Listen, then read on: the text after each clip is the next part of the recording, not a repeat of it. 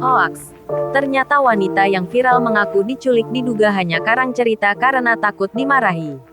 Terungkap fakta baru dalam kasus dugaan penculikan yang dialami wanita bernama Dak 19 warga Banjarmengening, Desa Nyitdah, Kecamatan Kediri, Tabanan, Bali. Melansir dari Tribun Bali, Kapolres Tabanan, AKBP Ranefli Dian Chandra, Rabu tanggal 4 Mei tahun 2022, menegaskan, apa yang disampaikan oleh korban Da adalah tidak benar atau mengada-ada.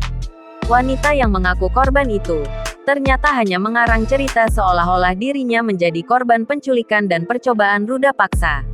AKBP Ranefli mengatakan bahwa korban mengarang cerita tersebut dikarenakan takut pulang ke rumahnya terlalu malam. Ia tidak mau disalahkan dan tidak mau dimarah karena terlalu malam pulang. Disinggung mengenai adanya pemeriksaan kejiwaan dari wanita tersebut, AKBP Ranefli mengungkapkan sejumlah pihak sudah mendalami mulai dari psikolog dinas sosial serta psikolog dari Polda Bali.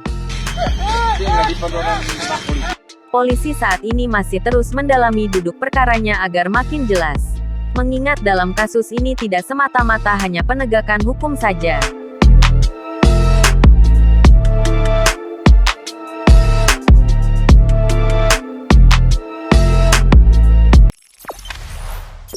Jangan lupa subscribe, share, komen, dan like ya.